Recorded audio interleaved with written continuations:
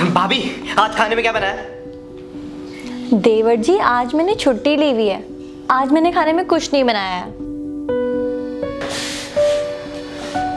मतलब कि मैंने सच में खाना नहीं बनाया आज। हाँ, लेकिन क्यों नहीं बनाया खाना?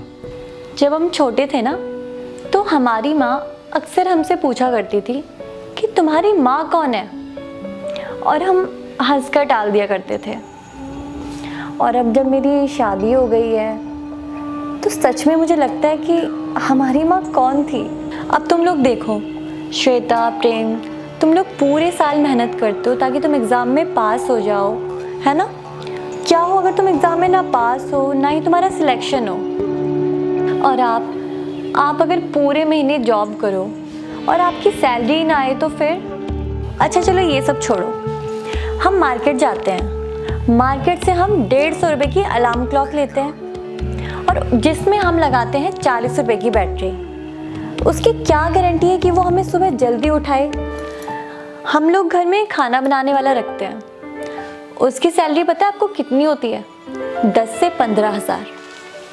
और हम घर में मेड भी रखते हैं झाड़ू पोछा करने के लिए, कपड़े धोने के लिए।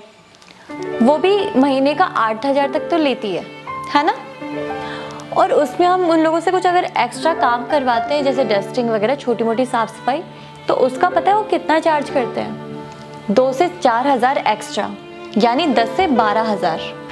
और उसमें भी अगर तुम इन लोगों से बोल दो ना कि संडे को भी आना है, तो वो लोग साफ इनकार कर देते हैं। उसके बावजूद भी हमें इनसे काम करवाना पड़ता है।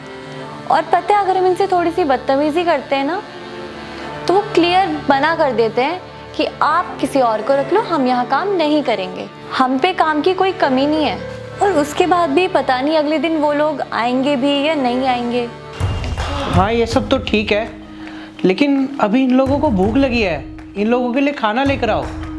और भाभी, हमारे घर में तो नौकरानी है ही नहीं ना, तो फिर आप लोग मुझे बताओ ना, आपके घर में नौकरानी नहीं है तो फिर कौन है? ऑफ कोर्स तुम हो, मेरी वाइफ। हाँ, मेरी भाभी माँ। हाँ भाभी। अच्छा, सच में?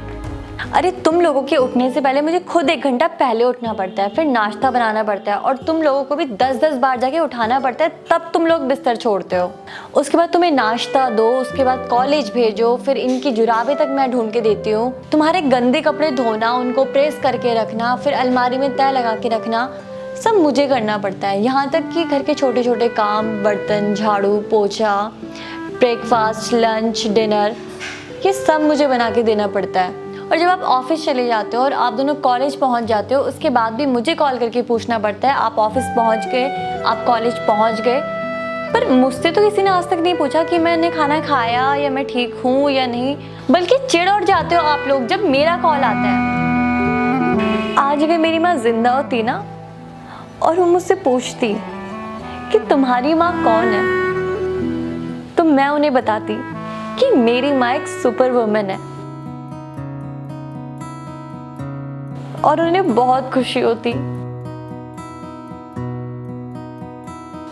और उन जैसा कोई नहीं हो सकता।